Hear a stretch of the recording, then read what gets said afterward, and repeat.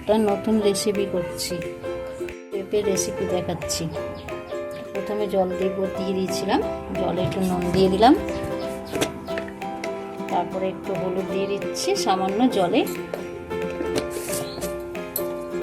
তারপরে এই যে পেঁপে আলু লম্বা লম্বা করে কেটে রেখেছিলাম, এগুলো একটু ভাপিয়ে দিচ্ছি।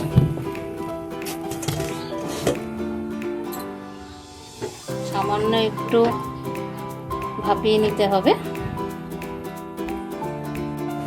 কড়াইতে তেল দিয়ে দিচ্ছি, খুব সামান্য তেল দিতে হবে। পেঁপে আলুটা আমি আগে থেকে ভাপিয়ে নিয়েছি। এই রেসিপিটা করলে বাচ্চারা এমনি খেয়ে নেবে, বুঝতেই পারবে না যেটা পেঁপের রেসিপি। একটু নুন দিয়ে দিচ্ছি, দিয়ে এবার পেঁপে আলুটা যে ভাপিয়ে রেখেছিলাম ওটা কড়াইতে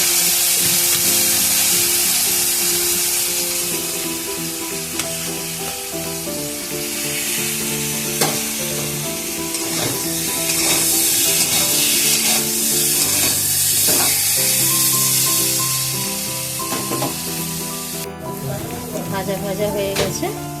একটু টমেটো সস দিয়ে দিচ্ছি,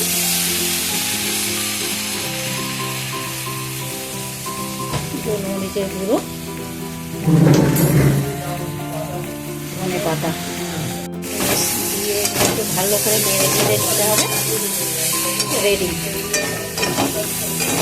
পেঁপের তরকারি করলে তো বাচ্চারা খেতেই চায় না, এইরকমভাবে দিলে বাচ্চারা বুঝতেই পারবে না যে এটা পেঁপের রেসিপি।